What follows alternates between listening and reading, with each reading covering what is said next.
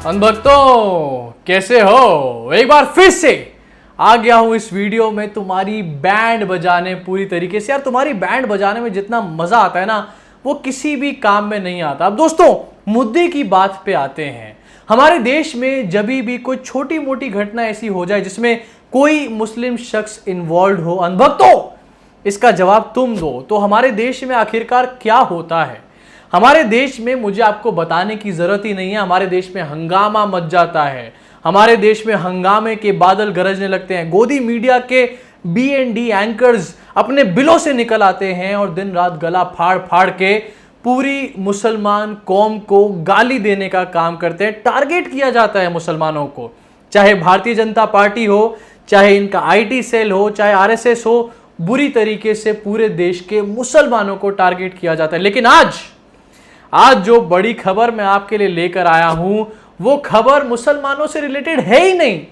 लेकिन इसलिए मैंने बात करी शुरुआत में मुसलमानों की, क्योंकि आपको सच्चाई दिखाना चाहता हूं मैं कि आखिरकार हमारे देश में मीडिया कितनी बड़ी हिपोक्रेट है। आज की जो बड़ी खबर है वो आई है द क्विंट के हवाले से, और खबर ये है कि RSS के 16 लोग दिल्ली दंगों में रिलेटेड थे और उनको अरेस्ट किया गया है। इनफैक्ट ये आज की न्यूज नहीं है, आपको लगेगा आज की न्यूज है, ये न्यूज आज की नहीं है, ये 9 अप्रैल की न्यूज है। 9 अप्रैल को 16 लोगों को अरेस्ट किया गया था जो कि दिल्ली दंगों में इन्वॉल्व थे और जो कि RSS से किसी ना किसी तरीके से जुड़े हुए। लेकिन इस बात की आपको खबर तक नहीं लगी। अब आप सोच सकते हैं हमारे देश की मीडिया कितनी बड़ी हिपोक्रेट है। हमारे देश की जो सत्ताधारी पार्टी है भारतीय जनता पार्टी, जो कहती है कि हम देश के लिए सब कुछ करने को तैयार हैं, हम ट्रांसपेरेंट हैं, हर चीज सही से करते हैं, वो कितने बड़े हिपोक्रेट है। क्योंकि इन 16 लोगों के बारे में कहीं पर भी किसी ने भी एक बार भी जिक्र नहीं किया। इनफैक्ट जब 9 तारीख को 9 अप्रैल को ये लोग अरेस्ट हुए होंगे उस टाइम पे हमारे देश में पता है क्या चल रहा था। हमारे देश में चल रहा था तबलीगी जमात और निजामुद्दीन मरकज के ऊपर एक लंबी चौड़ी मोटी बहस, जहां पर पूरे देश के मुसलमानों को ब्लेम किया जा रहा था और यह कहा जा रहा था कि हमारे देश के मुसलमान जिम्मेदार हैं कि हमारे देश में कोरोना आ चुका है। मोदी जी की कोई गलती नहीं है भाई साहब, मोदी जी ने कुछ नहीं करा है, मोदी जी की गवर्नेंस की कोई कमी नहीं है। ये जो कोरोना वायरस आया है ये सिर्फ मुसलमानों की वजह से आया है। दिल्ली दंगे जो हुए हैं वो मुसलमानों ने भड़काया। मतलब जितने भी बेकार काम हैं, जितने भी खराब काम हैं, ले दे के उन सब चीजों का ठीकरा मुसलमानों के सर फोड़ दो और उसके बाद मोदी जी को बहुत अच्छा दिखा दो। यही तो इनकी स्ट्रैटेजी है। तो उस टाइम पे जब 9 अप्रैल ये लोग गिरफ्तार हुए, 16 लोग जो RSS से रिलेटेड हैं, उस टाइम पे हमारे देश में ब्लेम किया जा रहा था निजामुद्दीन मरकज तबलीगी जमात को। क्या आज एक बड़ा सवाल निकल के खड़ा होता है, क्या उस टाइम पे निजामुद्दीन मरकज और तबलीगी जमात की बात इसलिए हो रही थी क्योंकि इस खबर को दबाना था? वो तो शुक्र करिए कि द क्विंट जैसे पोर्टल अभी भी है मौजूद जो इस खबर को निकाल कर ले आए, वरना ये खबर कभी भी आपके और मेरे बीच में आती ही नहीं और हमारे को पता ही नहीं चलता। हमारे दिमाग में एक पिक्चर क्रिएट कर दी जाती कि भाई दिल्ली दंगे जो हैं वो सिर्फ मुसलमानों ने कराए। क्यों? क्योंकि सफूरा जरगार को किस तरीके से हाईलाइट किया गया, उमर खालिद को किस तरीके से हाईलाइट किया गया, या फिर वो जो नेताजी थे आम आदमी पार्टी के जो थे एक जमाने में, उनको किस तरीके से, ताहिर हुसैन, उनको किस तरीके से हाईलाइट किया गया, ये आपको अच्छे से याद है। क्या हाईलाइट किया गया इन 16 लोगों को जो RSS से रिलेटेड थे। अब जरा सुनिए इस कहानी को। इस कहानी के जो मुख्य किरदार हैं उनका नाम है साहिल परवेज। साहिल परवेज मुख्य किरदार इसलिए हैं क्योंकि इन्होंने ही कंप्लेंट कराई और इन्हीं की कंप्लेंट पर ही 16 RSS के लोग गिरफ्तार हुए। लेकिन पहले इनको गिरफ्तार करने का कोई मूड नहीं था, ठीक उसी तरीके से जैसे आज तक कपिल मिश्रा को गिरफ्तार करने का कोई मूड नहीं है। कपिल मिश्रा आराम से घूम रहा है बाहर, कोई दिक्कत नहीं है भाई को। उसको पता है कि मेरे पीछे किसका हाथ है, मैं किसी का नाम नहीं ले रहा, लेकिन उसको पता है कि उसके पीछे किसका हाथ है। अब वो भीड़ को भड़का के पतली गली से निकल लिया है और आराम से मजे कर रहा है। भीड़ ने उसके बाद दंगे मचाए, भीड़ ने उसके बाद घर फूंके, लोगों का नुकसान हुआ, लोगों की जानें गई, लेकिन कपिल मिश्रा को इस सब से कोई मतलब नहीं है। उसका आखिरकार इन सब चीजों से क्या लेना देना है। अब जो बड़ी धाराएं साहिल परवेज की इस कंप्लेंट में सामने आई, पहले इसने कंप्लेंट कराई साहिल परवेज ने। बता देता हूं आपको साहिल परवेज ने क्यों कंप्लेंट कराई। साहिल परवेज ने कंप्लेंट इसलिए कराई क्योंकि इसकी आंखों के सामने इसके पिता की मौत हो गई थी, उनका मर्डर कर दिया गया था। उसके बाद इसने किसी तरीके से कंप्लेंट कराई 19 मार्च को। 19 मार्च को जो कंप्लेंट करी गई उसमें सिर्फ धारा 302 के तहत केस बनाया गया, यानी कि हत्या का केस बनाया गया। लेकिन जब इस चीज पे और जोर दिया गया, प्रेशर बना, साहिल परवेज ने दोबारा कंप्लेंट को विस्तार से लिखने की बात कही, तो उसके बाद जो मुकदमे लिखे गए वो सुन के आपके होश तो पूरी तरीके से उड़ी जाएंगे। मुकदमे जो लिखे गए वो इस प्रकार हैं: हत्या का सेक्शन 302, दंगे सेक्शन 147, दंगों में धारदार हथियार का इस्तेमाल करना सेक्शन 148, गैर कानूनी तरीके से बुलाई भीड़ का हिस्सा बनना। अब किसने बुलाई थी ये गैर कानूनी भीड़, आज तक किसी को पता नहीं चला, लेकिन अगर इसमें आरएसएस के लोग इन्वॉल्व थे तो डेफिनेटली किसी ऐसी ही ऑर्गेनाइजेशन ने या फिर उससे रिलेटेड आदमी ने ये भीड़ बुलाई होगी। अब आपको आपकी नॉलेज के लिए बता देता हूं कि ये जो बेहोश मिश्रा है, जिसका नाम कपिल मिश्रा है, इसकी माताजी जो हैं वो एक बहुत बड़ी संघी हैं, संघ से ताल्लुक रखती हैं। मैं किसी का नाम नहीं ले रहा यहाँ पे, मैं किसी पे आरोप नहीं लगा रहा, लेकिन अगर संघ के 16 लोग एक भीड़ में आए हैं गैर कानूनी तरीके से, तो संघी ने ही बुलाई भीड़ होगी डेफिनेटली, किसी और की बुलाई हुई भीड़ तो वो होगी नहीं।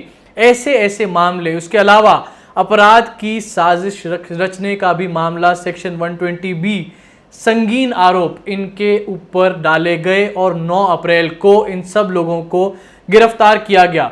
लेकिन इसके बारे में कोई न्यूज नहीं आई। बीएनडी पत्रकार कहां हो सर आप आज की डेट में, जो आपने ये न्यूज हमसे छुपा ली। इन पत्रकारों को दोस्तों चाहे कहीं नौकरी मिले या ना मिले, ये पत्रकार जब तक इस तरीके के काम कर रहे हैं इनको ऊपर से सैलरी अपने आप आती रहेगी। अगर इनको कल को नौकरी से भी निकाल दिया जाए ना, तो इनके पास आज की डेट में इतना पैसा इन लोगों ने, इन बीएनडी पत्रकारों ने भर लिया होगा अपने पास कि ये अपनी पूरी जिंदगी जो है, अपना जो पूरा जीवन है उसको ऐश में काट सकते हैं। अब मैं बताना चाहूंगा कि 25 तारीख को इनफैक्ट जब ये हिंसा हुई और जब इस शख्स के, जो इसका नाम साहिल परवेज है, उसके इलाके में हिंसा हुई, उसके पिता की मृत्यु हुई, उनको जान से मारा गया, उस टाइम पे आखिरकार क्या नारे लगाए जा रहे थे। आपको ये सारी चीजें भूल गई होंगी क्योंकि आपको सिर्फ बताया गया कि सफूरा जरगार जैसे लोग इन्वॉल्व थे इन सारे दंगों में, लेकिन सच जो है वो कुछ और ही है। जो नारे लगाए जा रहे थे, यही भीड़ जो नारे लगा रही थी, इन 16 लोगों के अलावा और भी लोग थे जो इस भीड़ का हिस्सा थे। ये भीड़ जो नारे लगा रही थी वो नारे थे मुल्ले डैश मुर्दाबाद, कपिल मिश्रा जिंदाबाद। ध्यान से सुनिए इस नारे को, मुल्ले डैश मुर्दाबाद, डैश क्या है नहीं बोलूंगा, कपिल मिश्रा जिंदाबाद, देश के गद्दारों को डैश डैश डैश डैश। आगे डैशों में अपने आप फिल इन द ब्लैंक्स आप लोग कर लो, क्योंकि मुझे ऐसी घटिया बातें यहां पर बोलनी नहीं है। लेकिन ये लोग कपिल मिश्रा का नाम ले रहे थे। वहीं दूसरी तरफ कपिल मिश्रा आज तक किसी भी आरोप में उसको अरेस्ट नहीं किया गया। इनफैक्ट आरोप में अरेस्ट तो छोड़ दीजिए, जब चार्जशीट सबमिट करी दिल्ली पुलिस ने, जब दिल्ली पुलिस ने दिल्ली के हाई कोर्ट में चार्जशीट सबमिट करी दिल्ली दंगों से रिलेटेड, उस टाइम पे उसमें कपिल मिश्रा का नाम भी नहीं लिया गया। जबकि दूसरी तरफ एक पुलिस ऑफिसर खड़े हुए थे दिल्ली पुलिस के, जब कपिल मिश्रा लोगों को भड़का रहा था। अब आखिरकार ये कैसी ओछी राजनीति है मुझे समझ में नहीं आती। और उसके बाद, ये सब के बाद आप ये देखो कि ब्लेम किसके ऊपर डाल दिया जाता है। ब्लेम डाल दिया जाता है मुसलमानों के ऊपर।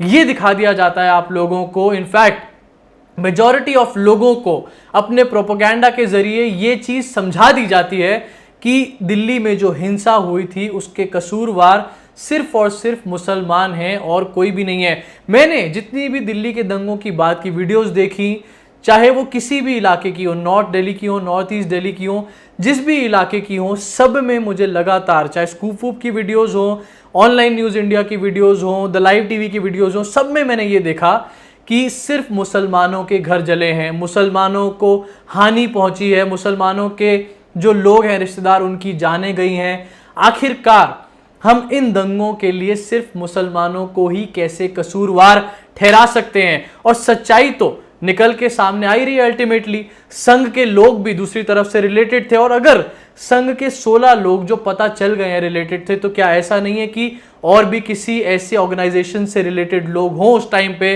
दंगों में इन्वॉल्व, जिनको छुपाने की, जिनको बचाने की कोशिश इस टाइम पे करी जा रही हो। अब इसके अलावा संघ के एक नाम देवेश मिश्रा जो है, ये संघ से रिलेटेड रहे 96 से, और इनका भी नाम कहीं ना कहीं इन दंगों में जुड़ा रहा। उसके बाद इनको देखा भी, खुद स्वयं ये कहते हैं कि मैं था नहीं यहाँ पे दिल्ली में, मैं इटावा गया हुआ था उन दिनों, लेकिन जो परवेज, साहिल परवेज हैं, इनका कहना है कि इन्होंने अपनी आंखों से देवेश मिश्रा को खड़े हुए देखा था जब भीड़ उनकी तरफ आ रही थी, उनके मोहल्ले की तरफ आ रही थी।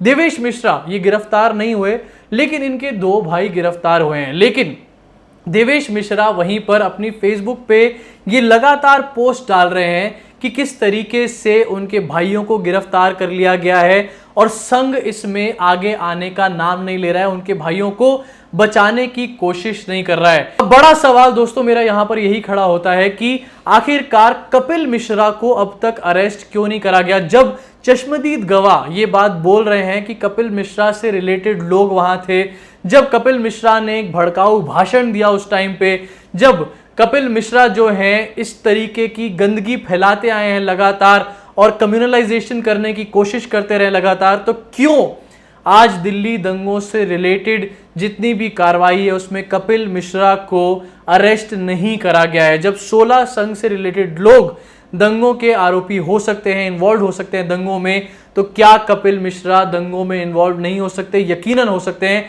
लेकिन ऐसी कौन सी ताकतें हैं या फिर ऐसी कौन सी मजबूरियां हैं जो दिल्ली पुलिस को मजबूर कर रही हैं कपिल मिश्रा को बचाने के लिए?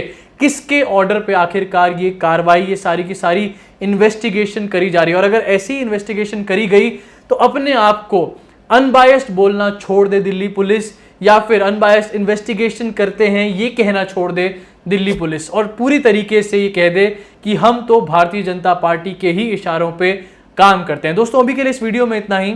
इस वीडियो को लोगों से शेयर करिए व्हाट्सएप ग्रुप्स पे, फेसबुक ग्रुप्स पे, जिससे लोगों को पता चले कि आखिरकार देश की गोदी मीडिया उनसे क्या छुपा रही है।